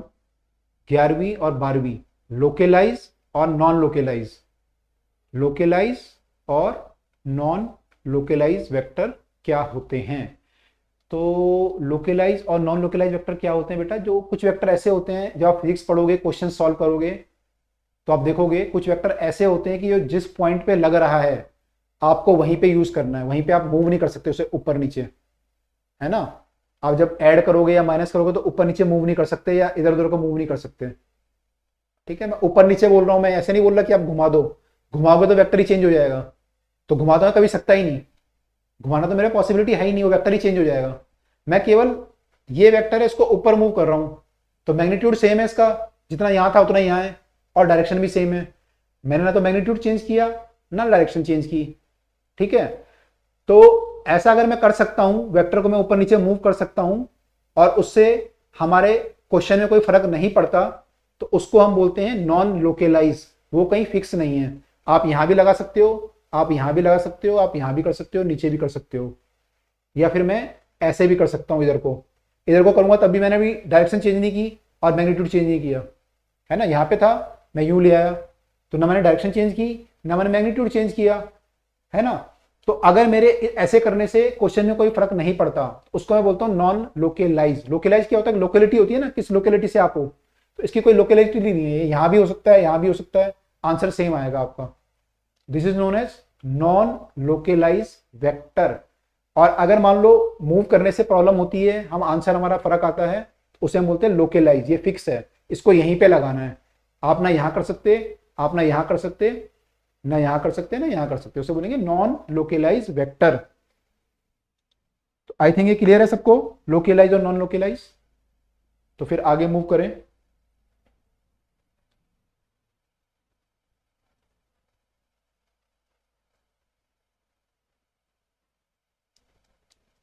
Clear, okay. समीर, फरीन, हिमांशु, विधि, संध्या, कनिका, अंशिका, गुंजन, निधि, मनी वर्मा, शिवानी, आरशा शफी, शिवानी जैन, सरफराज सिद्दीकी को क्लियर है, good. Raini Devi clear, Binu Amar, I think Arundhati नाम से थे आप, क्लियर। याशा को clear, yes yes, okay. 12 definition है हमारी, तो 12 क्लियर हो चुकी हैं, अब 10 हमने ऊपर पढ़ी थी और 2 अभी पढ़ी हैं, तो कुल मिला के 12 डेफिनेशन है हमारी।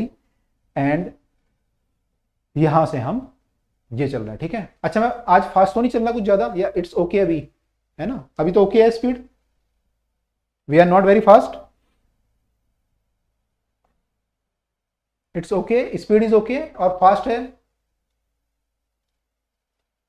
ओके है, ओके।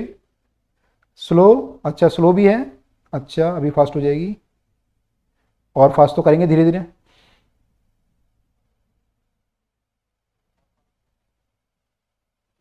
ओके, ठीक है, ओके।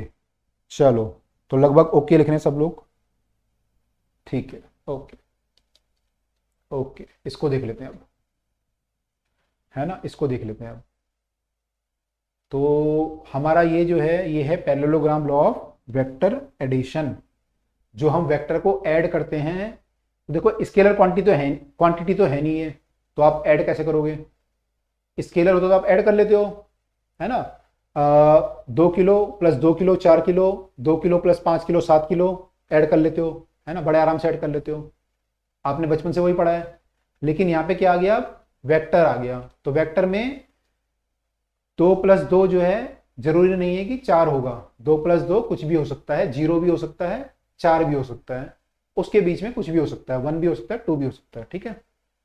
तो उसको ऐड कैसे करेंगे, वेक्टर को ऐड कैसे करेंगे, तो वेक्टर को ऐड करने के लिए parallelogram law of vector addition use करेंगे।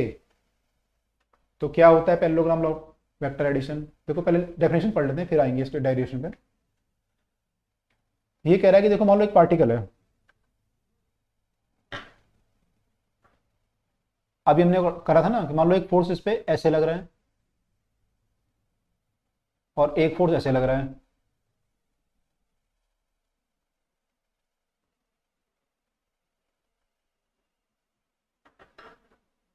ऐसे लग रहा है, ठीक है। दोनों फोर्स के बीच का एंगल दे रखा है आपको, मान लो 60 डिग्री, और बोल रहा है कि भाई इस पार्टिकल पे, ए पार्टिकल पे बताओ पूरा नेट फोर्स कितना लग रहा है, नेट फोर्स कितना लग रहा है। तो इसके लिए हम parallelogram law of vector addition use करेंगे। Parallelogram law of vector addition ये बोलता है कि आप एक पैरेललोग्राम बनाइए, ठीक है, आप एक पैरेललोग्राम बनाइए जिसकी साइड को मैं इस वेक्टर से रिप्रेजेंट कर सकता हूं। इसे मैं बड़ा कर लेता हूं क्योंकि साइड यहां बड़ी बनेगी ना अच्छी लगेगी, इसको मैं कर लेता हूं 8, 8 न्यूटन और 5 न्यूटन, ठीक है। तो 8 न्यूटन को बनाओ, पैरेललोग्राम बनाओ इसका, तो एक साइड तो ये 8 आपने बना ली, 8 यूनिट, दूसरी साइड आपने बना ली 5 यूनिट,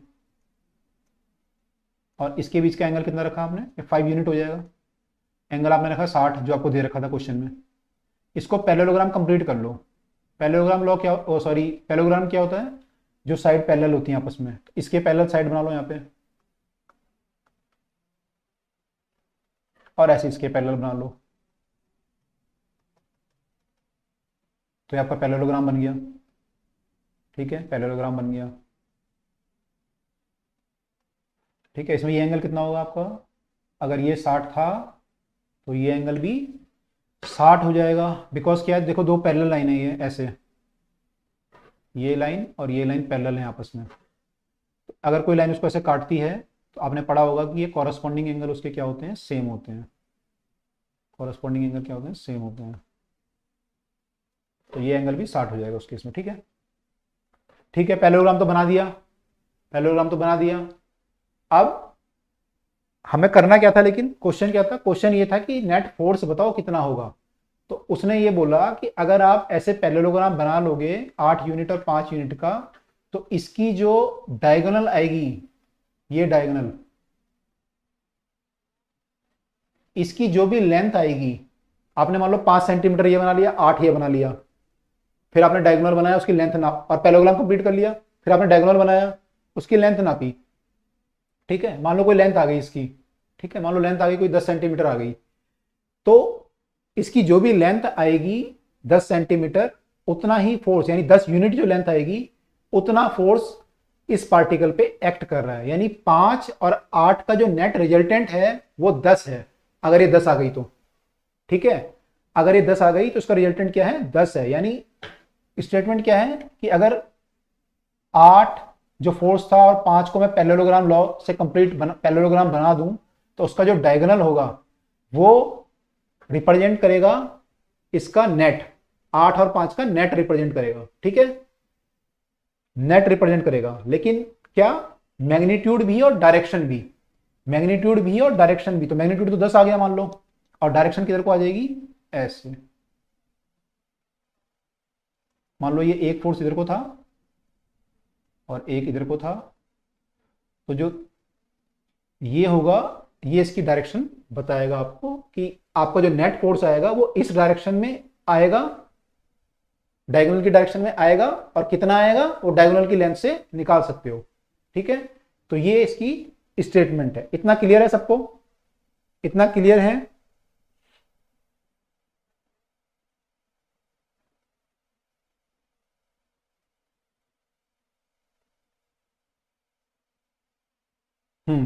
ओके। हम्म हम्म हम्म हम्म हम्म हम्म हम्म हम्म हम्म, क्लियर है, ओके, राइट, क्लियर। ठीक है, ठीक है, ठीक है, ठीक है, ठीक है। अब स्टेटमेंट पढ़ते हैं, है ना। स्कूल में क्या होता है, टीचर स्टेटमेंट पढ़वा देता है, बताता बाद में। यहाँ उल्टा है, पहले बता देंगे होता क्या है। अब देखो स्टेटमेंट की, स्टेटमेंट इंपॉर्टेंट नहीं है, कंसेप्ट इंपॉर्टेंट है। तो पहले कंसेप्ट समझ लो, स्टेटमेंट तो आपकी आई जाएगी। स्टेटमेंट देखो क्या बोल रही है। It state that if a point is acted upon by two vectors, जो हमने अभी 5 और 3 लिए हैं, यहाँ पे 5 और सॉरी 8 लिए थे ना, 5 और 8। If a particle is acted upon by two vector which can be represented by in magnitude, जो हमने यूनिट में लिया, इन मैग्नीट्यूड एंड डायरेक्शन। हमने जो दो वेक्टर थे उनको मैग्नीट्यूड वाइज और डायरेक्शन वाइज पैरेललोग्राम में सेट किया। 5 यूनिट की मैंने 5 यूनिट के बराबर लेंथ बनाऊंगा, 8 की 8 के बराबर बनाऊंगा। ठीक है, ऐसा नहीं कि 5 वाला बड़ा बना दिया 8 वाला छोटा बना दिया। 5 के बराबर, 5 वाला 5 के बराबर यूनिट, मान लो 5 सेंटीमीटर, 8 वाला 8 सेंटीमीटर। तो अगर मैं ऐसा पैरेललोग्राम बना लूं तो क्या होगा, अगर मैं इसको रिप्रेजेंट कर दूं by two adjacent side of a parallelogram, their resultant is completely represented in magnitude and direction by the diagonal of the parallelogram passing through the same point। तो इन दोनों का जो मैग्नीट्यूड होगा और जो डायरेक्शन होगी वो डायगोनल के द्वारा आएगी। कौन से डायगोनल के द्वारा, passing through the same point. इसको ध्यान रखना, डायगोनल एक और हो सकता है इसमें, ये वाला भी डायगोनल हो सकता है ना। तो इससे नहीं आएगी, इससे नहीं आएगी, इससे आएगी जो कि दोनों के सेम पॉइंट से पास कर रहा है, जहां से ये दोनों पास कर रहे थे। यानी कि तीनों के तीनों क्या होने चाहिए, क्या होने चाहिए, लिखो आगे क्या होना चाहिए, पढ़ा था हमने, कोलिनियर। क्या क्या होगा, ये तीनों के तीनों वेक्टर क्या है, ये ए वेक्टर था, ये बी वेक्टर था और ये रिजल्टेंट था।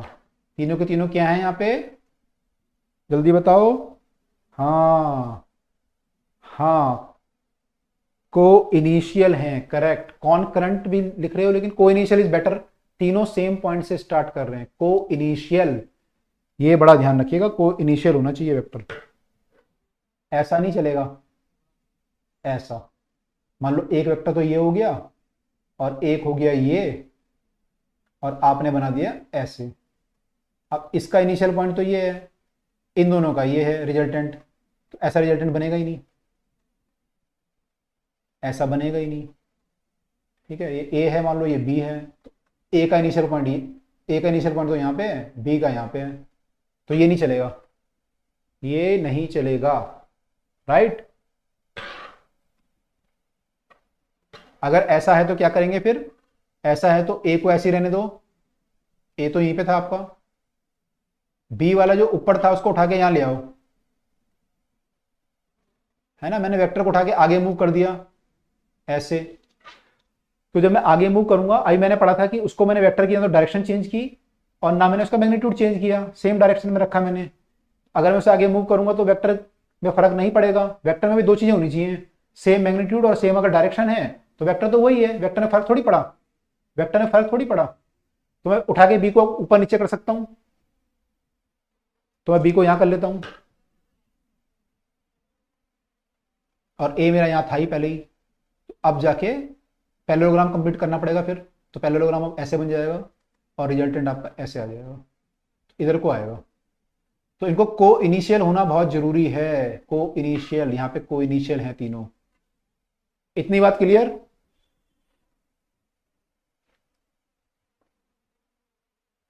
हाँ, कॉन्करेंट भी हो सकता है बेटा, लेकिन कॉन्करेंट हम यूजुअली तब यूज करते हैं जबकि क्रॉस करना हो उसे ना। इनिशियल अगर पॉइंट है तो इनिशियल ही यूज करते हैं, ठीक है। अगर इनिशियल पॉइंट सेम है तो को इनिशियल यूज करते हैं। हाँ, कॉन्करेंट भी उसका एक वो है, बोल सकते हो कॉन्करेंट भी, बट को initial is better. Money Verma sir, अगर एक पॉइंट पे लग रहा हो तो मतलब एक पॉइंट पे ही लगना चाहिए बेटा, तो मैं कह रहा हूं एक पॉइंट पे लगना चाहिए। आपका क्वेश्चन मुझे थोड़ा क्लियर नहीं हो रहा। एक पॉइंट पे लग रहा हो तो एक पॉइंट पे लगेगा, हो तो बाकी लोगों को क्लियर है, बाकी लोग लिख रहे हैं यस, बाकी लोगों को क्लियर है ये, को इनिशियल होना चाहिए। और अगर को इनिशियल नहीं है तो क्या करेंगे, ये क्लियर है सबको। अगर को इनिशियल नहीं है तो क्या करोगे, ये जरूरत पड़ेगी बहुत ज्यादा आपको। और ये बच्चे मेजर गलती करते हैं ये वाली, कि ये दो वेक्टर ऐसे दे रखे हैं उनको ऐसे जोड़ दोगे आप, ये मेजर गलती होती है ये वाली, इसको ध्यान रखिएगा।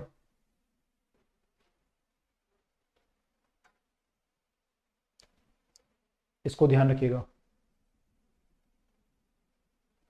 ठीक है। एक और मेजर गलती क्या करते हैं बच्चे यहाँ पे, दो वेक्टर के बीच का एंगल चाहिए मुझे, मान लो कि दो वेक्टर के बीच का एंगल, अभी आप क्वेश्चन करोगे तो एंगल चाहिए होगा आपको। तो मान लो एक वेक्टर इधर को है और एक वेक्टर इधर को है। अब ये मान लो ए वेक्टर है, ये बी वेक्टर है, इन दोनों, ये एंगल मान लो 60 है,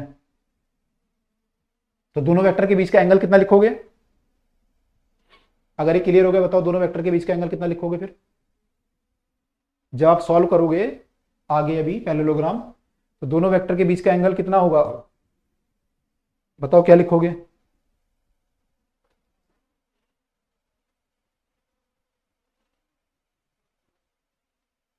करेक्ट करेक्ट करेक्ट करेक्ट। हाँ, 120 लिखना पड़ेगा। इनको पहले को इनिशियल बनाना पड़ेगा, इसको आगे यहाँ पे लाना पड़ेगा, या तो इसको है ना ऐसे ले जाओ आगे बी को, तो बी को जब ऐसे ले जाओगे आप, तो अब ए और बी के बीच का जो एंगल है वो ये एंगल हो जाएगा, which is equal to 180 minus 60, क्योंकि ये पूरा एंगल 180 होता है, उसमें से 60 चला गया, तो ये एंगल 180 माइनस 60 यानी कि 120। ये भी गलती बहुत करते हैं बच्चे, दो वेक्टर बना देंगे पेपर में, एंगल दे देंगे उल्टा सीधा बना के वेक्टर को, और पूछेंगे कि बताओ रिजल्टेंट कितना होगा, अब बच्चे सीधा ऐड कर देंगे उसे, बस पैरेललोग्राम लॉ लगा के ऐड कर देंगे सीधा। तो वो नहीं करना, पहले को इनिशियल बनाना जरूरी है।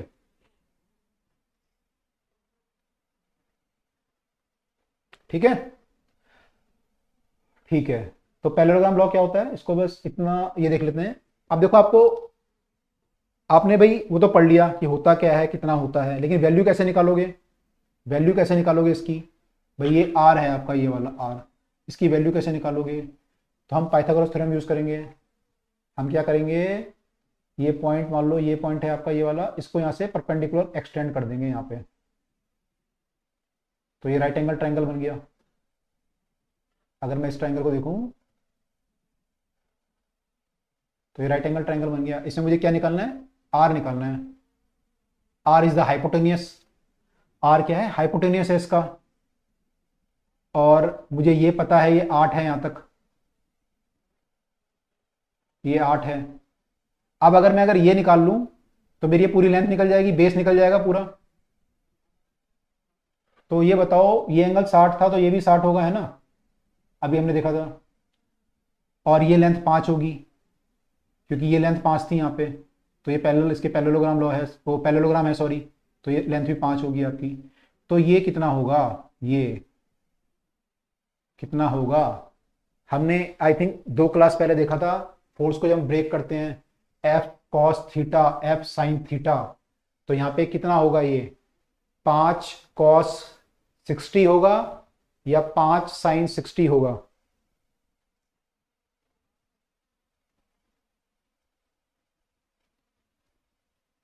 क्या लिखूं, 5 कॉस 60 या 5 साइन 60? जिस तरफ को एंगल बनता है बेस की तरफ को क्या लिखते हैं, कॉस या साइन? अब लिखा सबने, अब जोश आया सबको, अब जोश आया सबको। 5 कॉस 60, गुड गुड। तो बेटा बहुत आसान है, बहुत आसान है। 5 कॉस 60 और ऊपर वाला हो जाएगा 5 साइन 60। ठीक है, बस। अब क्या करना है आपको? Pythagoras theorem. पाइथागोरस थ्योरम, आपको ये पता चल गया बेस पूरा 8 प्लस 5 कॉस 60 और हाइट पता चल गई 5 साइन 60। तो अब क्या है, पाइथागोरस थ्योरम क्या होती है? Perpendicular square equal to base square plus hypotenuse square. ये लगा दोगे, बस हो गया काम आपका। परपेंडिक ये गलत कर दिया, परपेंडिकुलर स्क्वायर नहीं होगा, हाइपोटेनस स्क्वायर होगा। Hypotenuse square equal to perpendicular square plus base square होगा। तो हाइपोटेनस आपका जो होगा वो आ जाएगा root of perpendicular square plus base square. इतना क्लियर है सबको? हाँ, 5 cos 60 is the right answer, ज्यादातर लोगों ने सही लिखा है। इतना क्लियर है सबको? ये सबको क्लियर है बेटा? कैसे निकालते हैं? ठीक है, तो मैंने आपको डेरिवेशन कराया ही नहीं अभी, मैंने तो कुछ कराया नहीं आपको डेरिवेशन, है ना? स्कूल में बहुत कॉम्प्लेक्स कराए थे, मैंने आपको कंसेप्ट समझाया अभी क्या होता है। आपके जो आपने चीजें पढ़ी थी, cos 60 साइन 60 पाइथागोरस थ्योरम, वही यूज कराई है ना। आई मैं डेरिवेशन पे नहीं आया, इसका डेरिवेशन देखते बच्चे डर जाते हैं। देख लो फिर भी डेरिवेशन, थोड़ा सा डर लो। लो, ये है डेरिवेशन। तो इसमें क्या करना था इन्हें? ओ सी स्क्वायर ये निकालना था। ये हाइपोटेनस है ना यहाँ पे, ये निकालना था। तो इन्होंने क्या किया, बेस और प्लस ये ऐड करना पड़ेगा और यहाँ पे ये करना पड़ेगा। तो इन्होंने क्या किया, साइड जो आपकी पी और क्यू है यहाँ पे, एक साइड पी है और ये वाली साइड क्यू है यहाँ पे। तो वही लगाया, O C square equal to O C square कितना हो जाएगा, O D square plus O D square, मैंने पूरा बेस ले लिया प्लस सी डी स्क्वायर ले लिया। ओ डी को ब्रेक कर दिया, ओ डी को कर दिया ओ ए प्लस ए डी, क्योंकि ओ ए आपको पता है पी होगा तो उसने ओ ए कर लिया। ए डी को जो है ए डी रहने दिया। ठीक है, अब प्लस 2ab हो जाएगा प्लस सी डी स्क्वायर क्या हाइट थी आपकी है, तो आपने हाइट परपेंडिकुलर ले लिया सी डी स्क्वायर। ये सॉल्व करके सब वही आ गया पूरा, है ना, घूम फिर के सब वही आ गया। तो जो ओ सी स्क्वायर बना आपका फाइनली, वो क्या बना, O A square plus A C square plus 2 A D. यानी अगर आपको इसमें एंगल रह गया एक ना, कॉस थीटा नहीं लिखा इन्होंने यहाँ पे, है ना। तो यहाँ पे हाँ, मैंने कॉस थीटा अभी लगाना पड़ेगा, आगे जब सॉल्व करोगे तो वैल्यू पुट करोगे तब कॉस आ जाएगा आगे। ये देखो यहाँ पे, अब इसने वैल्यू पुट कर दी, यहाँ पे ओ ए की वैल्यू पुट कर दी और ओ सी की वैल्यू पुट। तो ये वैल्यू जब पुट करोगे तो वही करोगे, P cos theta P sine theta put करोगे, है ना। तो जब पुट करोगे वैल्यू तो ये ऐसा कुछ बन जाएगा, अभी आपने करा था ना पुट, वहां पे मैंने आपसे पूछा था कॉस होगा या साइन होगा, तो आपने जब वैल्यू पुट करी थी, तो आप वैल्यू पुट करोगे तो कुल मिला के ये ऐसा बन जाएगा, है ना। अगर ये पी है, ये क्यू है, पी क्यू अगर ऐसे है, वेट, नहीं हमने ऐसे लिया है क्योंकि पी क्यू ऐसे लिया है, पी अगर क्यू अगर ऐसे है, तो जो रिजल्टेंट होगा आपका, जो रिजल्टेंट आपका होगा उसकी जो वैल्यू आएगी, और ये एंगल मान लो थीटा एन के बीच का, तो जो रिजल्टेंट की वैल्यू आएगी आर की वैल्यू, वो क्या आएगी, अभी आपने निकाला था ना, वो आपने तो न्यूमेरिकल टर्म में निकाला था, इन्होंने ऐसे निकाल लिया मैथमेटिकल टर्म में, तो वो आएगा P square plus Q square, यहाँ पे वैल्यू पुट करनी है, मैग्नीट्यूड पुट करना है, ठीक है, पी का मैग्नीट्यूड प्लस क्यू का मैग्नीट्यूड उसका square plus 2 P Q cos theta, where theta क्या है, थीटा क्या है, पी और क्यू के बीच का एंगल था, पी और क्यू के बीच का एंगल ये थीटा था, तो P square plus P Q square plus 2p cos theta हो जाएगा,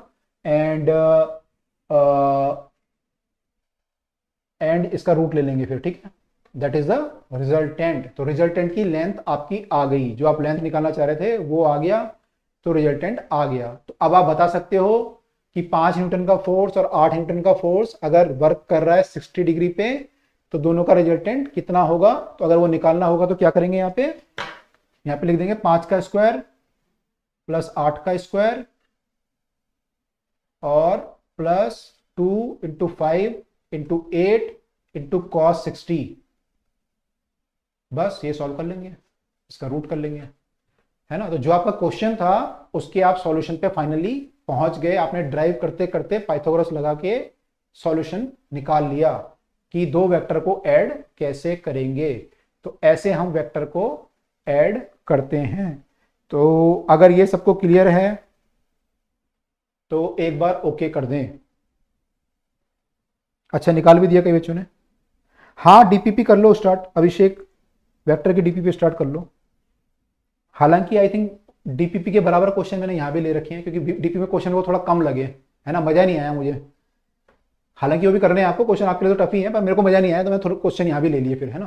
तो यहाँ थोड़ा ज्यादा क्वेश्चन ले लिए मैंने। तो कर लो स्टार्ट, डीपीपी भी स्टार्ट कर लो उसकी।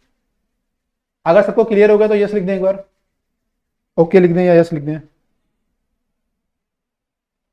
यहां तक अगर क्लियर है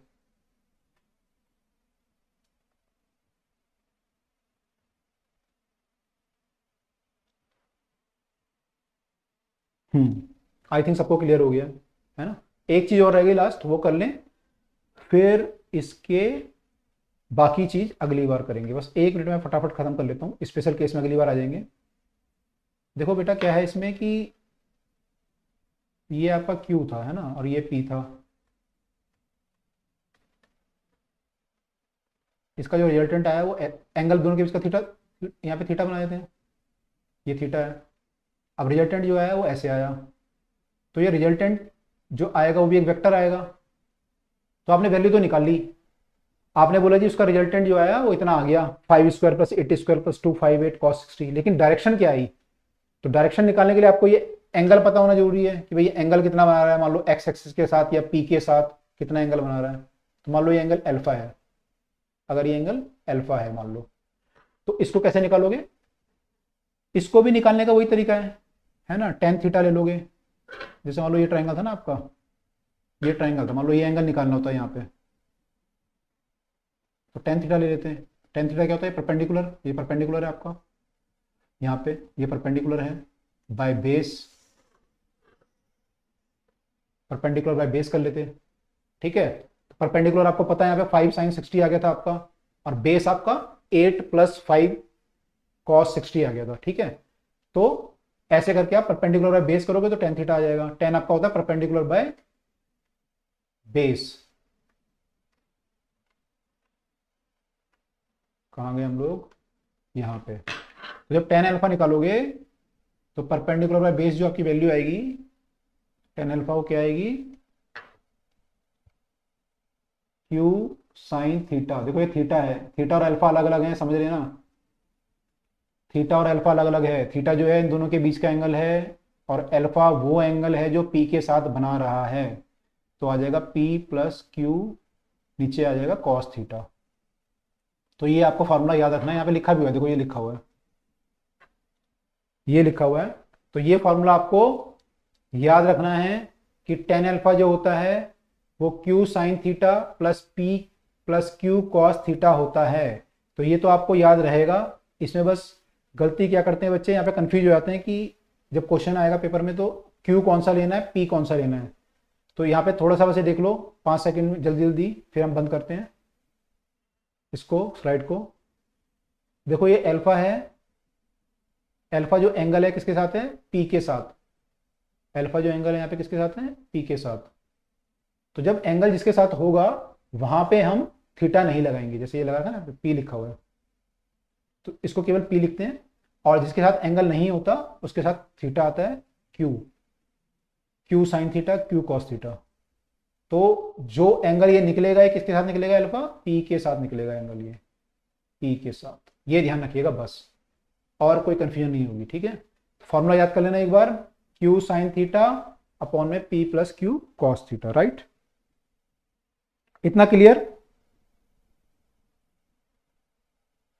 हाँ वो मैं डीपीपी में आप लिखा है और क्वेश्चन डलवा दीजिए, तो मैं यहाँ कवर कर लूंगा बेटा। भैया और डीपीपी मुझे रिक्वायरमेंट होगा, मैं डलवा दूंगा, वो मैं डलवा रहा हूँ खुद ही। अगर मेरे को लग रहा है कम है तो मैं यहाँ कवर कर लूंगा, अदरवाइज मैं डीपीपी में और डलवा दूंगा, ठीक है। तो उसमें कोई प्रॉब्लम वाली बात नहीं है। उसमें भी क्वेश्चन है, मैंने ऐसा नहीं है क्वेश्चन नहीं है उसमें भी अच्छे क्वेश्चन है। थोड़ा सा मुझे और लगा तो मैंने और यहाँ पे ऐड कर लिया अपने स्लाइड में। तो ये क्लियर है सबको, तो एक बार लिख दें, then we can finish the class. एक बार मैं रिवाइज कर रहा हूँ, तब तक सब लोग यस लिख दो। हमने जो किया आज, वेक्टर से स्टार्ट किया, स्केलर और वेक्टर में डिफरेंस समझा, वेक्टर की डेफिनेशन को और एग्जैक्टली समझा। अब तक कई लोग ये समझते थे कि केवल मैग्नीट्यूड और डायरेक्शन होना चाहिए, हमने समझा नहीं, डायरेक्शन के साथ साथ फिक्स डायरेक्शन भी होनी चाहिए और वेक्टर लॉ ऑफ एडिशन भी फॉलो होना चाहिए, तब जाके वो वेक्टर बनेगा। फिर हमने डेफिनेशन देखी, पैरेलल एंटी पैरेलल क्या होता है, मॉडुलस कैसे निकालते हैं, कैसे निकालते हैं तो नहीं देखा, होता क्या है ये देखा, इक्वल वेक्टर क्या होते हैं, नेगेटिव क्या होते हैं, यूनिट क्या होते हैं, कोइनिशियल क्या होता है, कोलिनियर क्या होता है, कोप्लेनर क्या होता है, कॉन्करेंट वेक्टर देखिए। फिर लास्ट में हमने लोकेलाइज और नॉन लोकेलाइज को समझा। फिर हम parallelogram law of vector addition पे आए, उसकी डेफिनेशन को समझा, फिर उसके डेरिवेशन को समझा कि पाइथागोरस थ्योरम लगा के रिजल्टेंट कैसे निकाल सकते हैं, और लास्ट में हमने देखा कि रिजल्टेंट का एंगल कैसे निकाल सकते हैं, तो वो हमने समझा यहाँ पे। तो एंगल हमारा जो आया फाइनली ये आया, और ये एंगल किसके साथ है वो हमने क्लियर किया। तो आई थिंक सबको क्लियर हो गया है। टेस्ट बेटा मोस्ट प्रोबेबली इस मंडे को टेस्ट है ना, अभी मेरे पे इन्फॉर्मेशन आ रही थी कल, तो I am not sure, but Monday को टेस्ट होगा मोस्ट प्रोबेबली, तो आप लोग तैयार रहिएगा। एंड जितना मैं करा दूंगा आपको कल तक, सैटरडे तक, वो सब पेपर में होगा। यानी कि आपका हमने जो किया मैथमेटिकल टूल सारा कर लिया है, और वेक्टर में हम यहाँ पे आ गए हैं, कल काफी आगे चले जाएंगे वेक्टर में, तो ये सारा टेस्ट में होगा आपके, ये ध्यान रखिएगा, ठीक है। मेरे को अभी क्लास जो मिली है आपके साथ, आई थिंक 4 क्लास हो चुकी हैं, 3 में शायद 3 या 4 क्लास हो चुकी है ना, 4 या 5 हो चुकी हैं। मंडे से हमने स्टार्ट किया था, Monday Tuesday Wednesday Thursday Friday, 5 class हो चुकी हैं आज। 4 में हमने मैथमेटिकल टूल पढ़ा, 1 में हमने वेक्टर पढ़ा, तो ये सब चीजें वहां पे आएंगी, राइट। ओके ठीक है। तो थोड़ा लेट आज स्टार्ट हुआ था, तो हमने लेट ही फिनिश किया। आई होप कि आप लोगों ने सब समझ ली होंगी चीजें। तो इसको पढ़ के आइएगा, क्वेश्चन जिसके पिछले असाइनमेंट में रह गए थे वो भी एक बार देख लें, छोड़ना नहीं है। कई बच्चे क्या होता है छोड़ के आगे बढ़ जाते हैं, टीचर ने बोला देख लेना, देख लेंगे, लास्ट में देखेंगे नीट में, है ना। तो ऐसे नहीं करना, नीट में नहीं देखना, अभी करना है उसे। जो रह गया कुछ भी पेंडिंग नहीं छोड़ना, लास्ट में वही दिमाग को टेंशन देगा। पेंडिंग नहीं छोड़ना, जो क्वेश्चन भी इसका रह गया उसे कंप्लीट करो, खत्म करो, आगे बढ़ो। इसको देखो, इसका असाइनमेंट शुरू कर लो, ठीक है। तो I think it's done for today. Hope आप लोग एंजॉय करेंगे। ओके बाय बाय बच्चों।